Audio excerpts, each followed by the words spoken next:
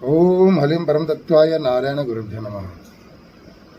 जय बगलामुखी माता की जय हो, जय महाकाली महालक्ष्मी महासरस्वती माता की जय हो। सबकी चरणों में मेरा कोटि कोटि नमन।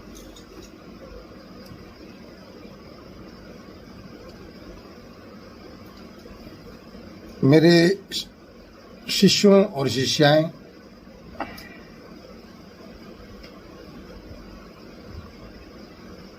मेरी माताएं और बहनों, सबको मेरी तरफ से हार्दिक प्रणाम नमस्कार। ये जो वीडियो बनाकर मैं आपके पास लेके आ रहा हूँ, ये बहुत रिसर्च करने के बाद मुझे ये उपाय मिला, जो कि जिस उपाय के बारे में आज आपको बताने जा रहा हूँ, सो ध्यान से सुनिए। चाहे लड़की हो या चाहे कोई लड़की हो, विवाह के बंधन में तो एक दिन बंधना ही है। जब विवाह के बंधन में बंध जाने के बाद, या तो मतलब शादी होने के बाद, कुछ ऐसे प्रॉब्लम्स होते हैं कि उनके औलाद नहीं होते हैं। भगवान की आदेश से जो कोई नियम है कि पति पत्नी के अंदर जो संपर्क रहता है, लाखों कोशिश करने के बाद भी उनकी औलाद नहीं होते हैं, वो बांझ हो जाते हैं। और जिन माँ बाप का औलाद नहीं होते हैं, दुनिया में उन्हें एक अलग नज़र से देखते हैं, तरह तरह की बातें करते हैं, बहुत सारे प्रॉब्लम कहते हैं। तो खुद को ये सब बाहर की बातें सुनकर खुद को भी खराब लगता है कि दुनिया वालों के पास भगवान ने औलाद दिए हैं, लेकिन हमें औलाद नहीं दिए हैं। क्या हमारी जिंदगी ऐसे ही कट जाए? क्या जब हम मृत्यु के मुख में जाएंगे, हमें अग्नि देने वाला कोई हमारे साथ में नहीं रहेगा? क्या हमारी लाश को कंधा देने वाला हमारा औलाद नहीं रहेगा हमारे पास? ये कैसी बात है? इस तरह की बातें मन में व्यथित कर देता है उभय को, पति और पत्नी को। बार बार गर्भ रहता नहीं है, गर्भपात हो जाता है।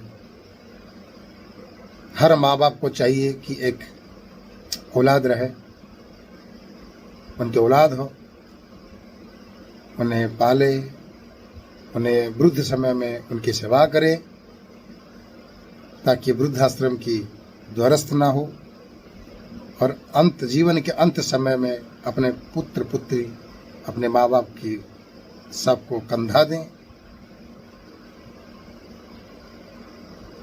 ये सपना देखकर जो भी एक पति पत्नी की रिश्ता होती है, उसके बावजूद भी गर्भपात हो जाता है, बच्चे नहीं रहते, औलाद हो चुके हैं, बार बार गर्भपात होता है, बार बार गर्भपात होता है। इसकी वजह से कोई तरह तरह के दवा लेते हैं, लेकिन फिर भी ये प्रॉब्लम होते रहते हैं। तो इसी के लिए मैंने ये जो वीडियो बनाया हूँ, एक उपाय मैं बता रहा हूँ, आप ध्यान से सुनिए।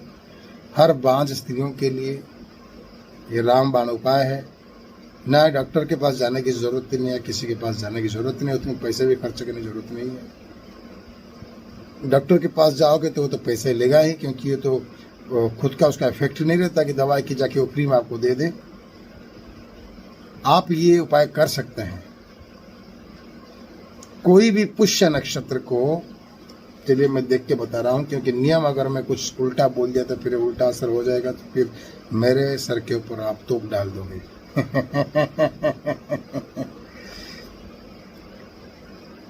कोई भी पुष्य नक्षत्र हो, धतूरे के पेड़ आपको मालूम है, सफेद धतूरे, काले धतूरे रहते हैं ना, तो काले धतूरे के पेड़ के पास जाकर शुभ नक्षत्र में, किसी भी शुभ नक्षत्र में, उस शुभ नक्षत्रों में से पुष्य नक्षत्र बहुत उत्तम रहते हैं, तो पुष्य नक्षत्र में काले धतूरे के पेड़ के पास जाएं, और काले धतूरे के पेड़ से नीचे से एक जड़ ले आए, निमंत्रण करके पूजा और अपनी मनोकामना बताकर हे वृक्ष देवता, हे महाकाल प्रभु, क्योंकि काले धतूरे में शिव के प्रिय है और शिव जी तो औलाद देते ही देते हैं, इसलिए मैंने काला धतूरा का बात बताया। लेकिन आप सोच रहे होंगे कि गुरु जी ने और कोई बात पेड़ की बात नहीं की, काले धतूरे क्यों पेड़ किए? क्योंकि काले धतूरे में महाकाल शिव स्वयं रहते निवास करते हैं, क्योंकि उस पेड़ में वो काला धतूरा का फल और काला धतूरा का जड़, काला धतूरा का पत्ते, काला धतूरा का पूरा पेड़ भगवान शिव जी के बहुत प्यारे हैं।